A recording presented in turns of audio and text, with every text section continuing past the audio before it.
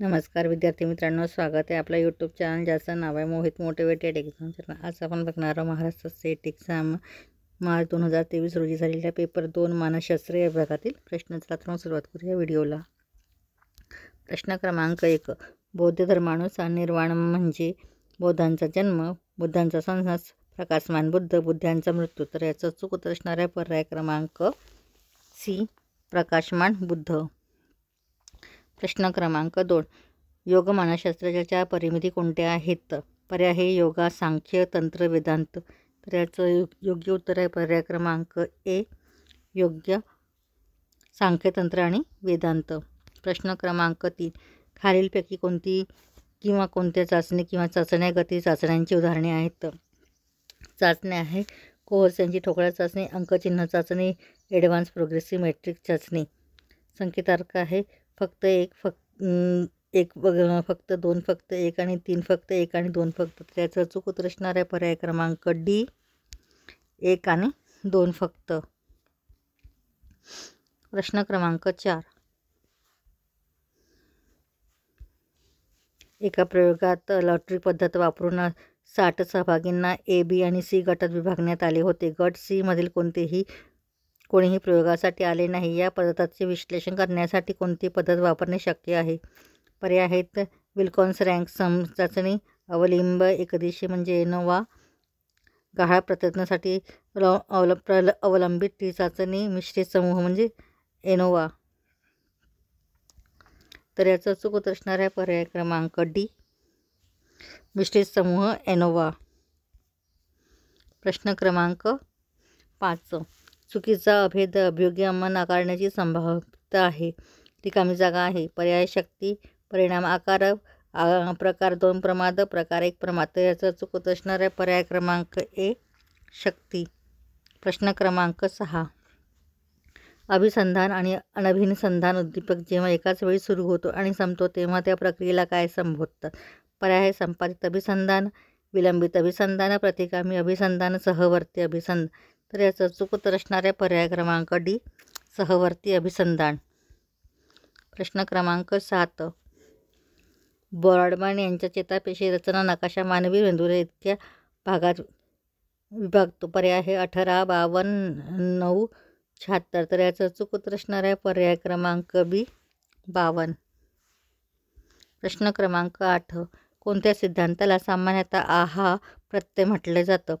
पर्याय आहे टोलमनचा सप्त अध्ययन सिद्धांत, कोहलरचा अंतर्दृष्टी सिद्धांत, सेलिमनचा संमातित सहायता सिद्धांत, पांडुराचा निरीक्षात्मक अध्ययन। तर याचा चूक उत्तर असणार आहे पर्याय क्रमांक बी, कोहलरचा अंतर्दृष्टी सिद्धांत याला आहा प्रत्यय म्हटलं जातं।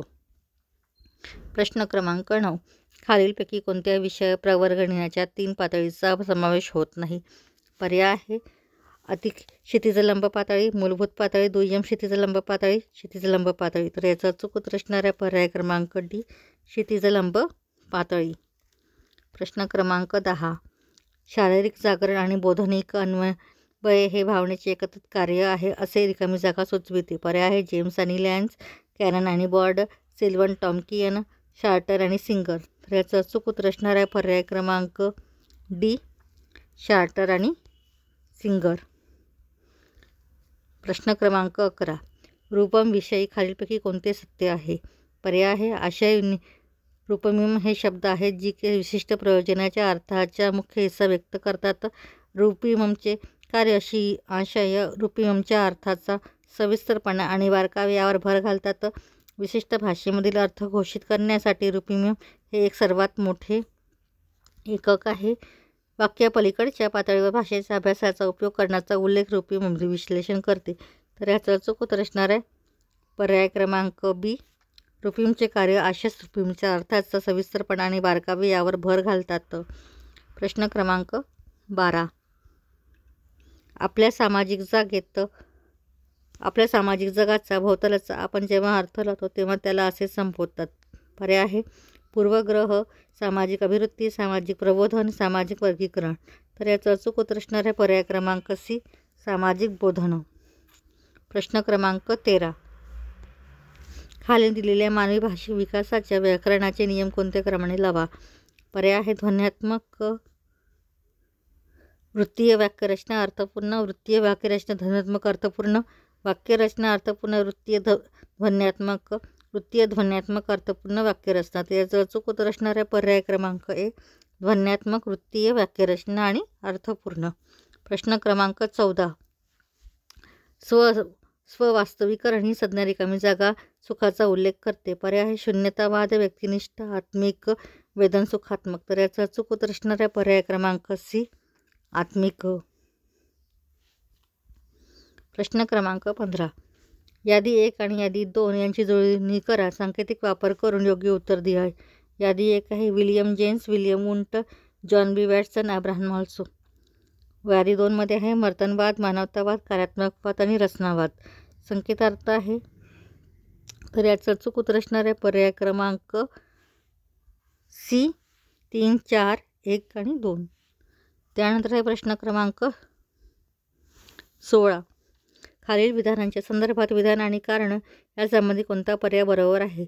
विधान ए आहे स्टँडर्ड मानकाच्या तुलनेत शतमानक मानकांना पसंती दिली जाते. कारण आर आहे 2 शतमानक श्रेणीमधील अंतर असमान असते.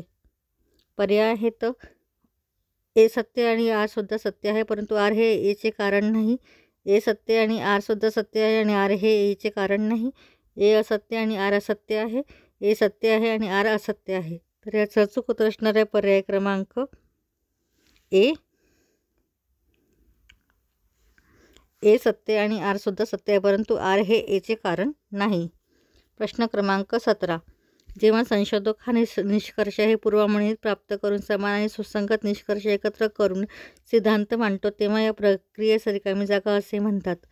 पर्याय आहे प्रवर्तन युक्तिवाद, सिद्धांत मांडणे, निगमित युक्तिवाद, संकल्पना मांडणे. तर याचं अचूक उत्तर असणार आहे पर्याय क्रमांक ए, प्रवर्तन युक्तिवाद.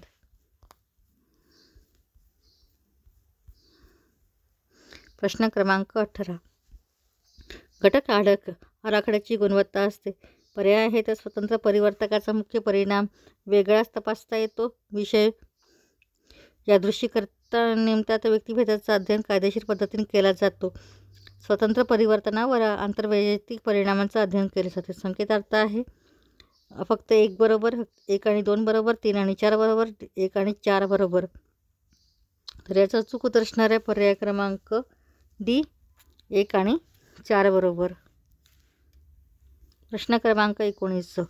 जेव्हा एका वेदनेंद्रियाचे उद्दीपन दुसऱ्या वेदनेंद्रिया वेदन जागृत करते, तेव्हा यास रिकामी जागा असे म्हणतात.